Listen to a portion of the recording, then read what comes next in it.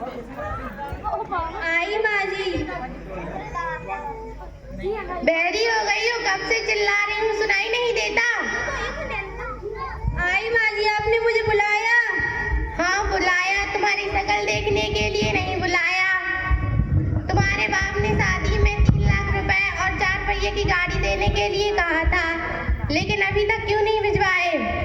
माँ जी, बाबूजी के पास पैसे नहीं हैं। पैसे नहीं है? बिना पैसे के शादी होती है क्या? पैसे नहीं है, बिना पैसे के शादी होती है क्या? इतना सुंदर मकान है, वही गिरवी क्यों नहीं रख देते? घर गिरवी रख के ही तो हमारी शादी हुई है।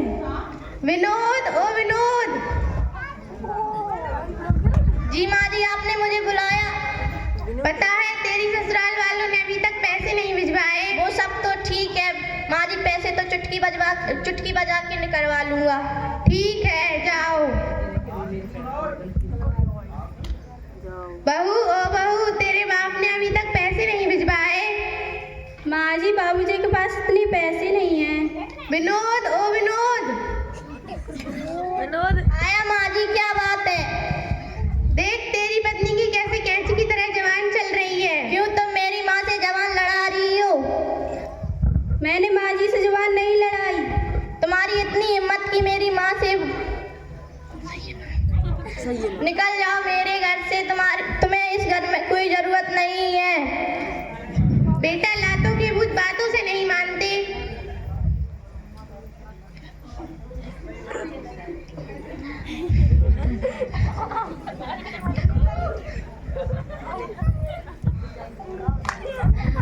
अगर तुम्हें इस घर में रहना है तो पहले अपने बाबूजी से दहेज के पैसे लेकर आओ, तभी तुम इस घर में रह सकती हो, वरना निकल जाओ इस घर से, तुम्हारी इस घर में कोई जरूरत नहीं है। बेटा, तुम्हें पता है बगल के गांव में एक लाला जी रहते हैं, उनकी बेटी बीए पास है, तुम उनकी बेटी से शादी कर लो। शादी में बहुत सारे पैसे, 4 पहिए की गाड़ी, सारा घर का सारा सामान मिलेगा। ठीक है, ठीक है बेटा, जाओ मेरे लिए नई बहू लेकर आओ। ठीक है माँ जी।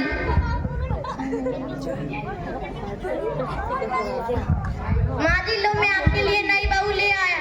माँ जी के पैर छुओ। मैं पाँव छूंगी, माय फुट, मैं नहीं छूंगी पाँव। कोई बात नहीं बेटा, अभी बहू नई है, सीख जाएगी, रहेगी तो।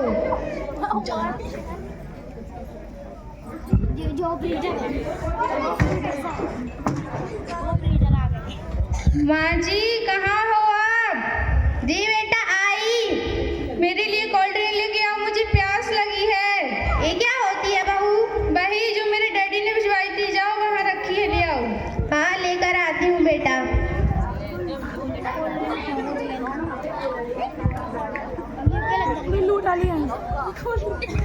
ए लो बेटा।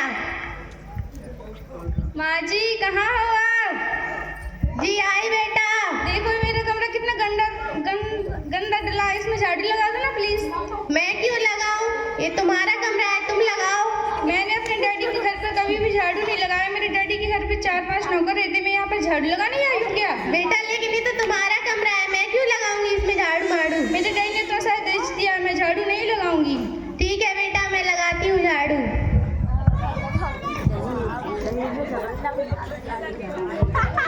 माँ जी, आप क्या कर रही हो? झाड़ू लगा रही हूँ। पलक कहाँ है? और वो तो बगीचे में घूमने गई है। पलक, ओ पलक, क्या है? माँ जी यहाँ झाड़ू लगा रही हो, तुम बगीचे में घूम रही हो। मेरे डैडी ने इतना शायद दिया, मैं झाड़ू नहीं लगाऊंगी।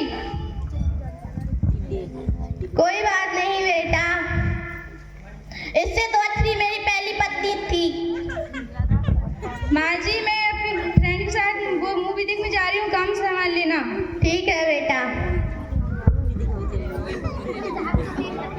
बेटा, इससे अच्छी तो तेरी पहली पत्नी थी, मुझे काम तो नहीं करना पड़ता था। सही कह रही हो माँ जी। बेटा, मुझे अपनी पहली पत्नी के पास लेकर चल। चलो माँ जी, अपन उसको लेने चलते हैं। ठीक है बेटा, चलो।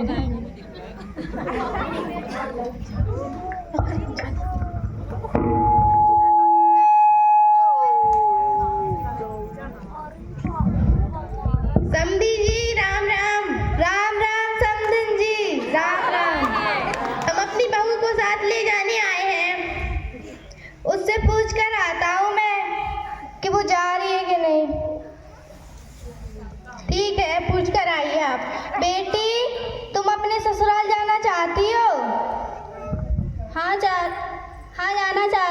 हूँ, क्योंकि वही तो मेरा घर है। हमें माफ कर दो बहू, अब हम कभी दहेज के बारे में बात नहीं करेंगे, हमें माफ कर दो। आइंदा मेरी बेटी को और परेशान किया तो अब मैं नहीं पहुँचाऊँगा। आप चिंता मत कीजिए समधी जी, हम आपकी बेटी को बिल्कुल भी परेशान नहीं करेंगे, हमें अपनी गलती का पछतावा है। ठीक है, चलो बहू।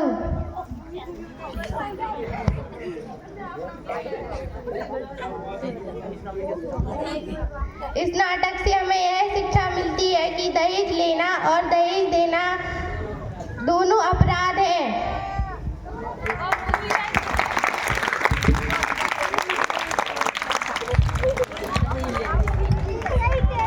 देखिए, अभी बच्चियों द्वारा नाटक प्रस्तुत किया गया जिसमें यह मैसेज मिला है कि हमें दहेज ना लेना चाहिए और ना देना चाहिए, क्योंकि नहीं यही प्रथा होती है। दहेज अगर देते हैं तो ये बच्चियों के द्वारा दिखाया गया है, यही प्रथा फैलती है कि दूसरी शादी कर ली जाती है, सास परेशान रहती है। तो इसलिए हमें दहेज नहीं लेना चाहिए और ना हमें देना चाहिए, जिससे हमारे समाज में बुराइयां पैदा होती हैं और इस प्रकार की प्रथा फैलती है।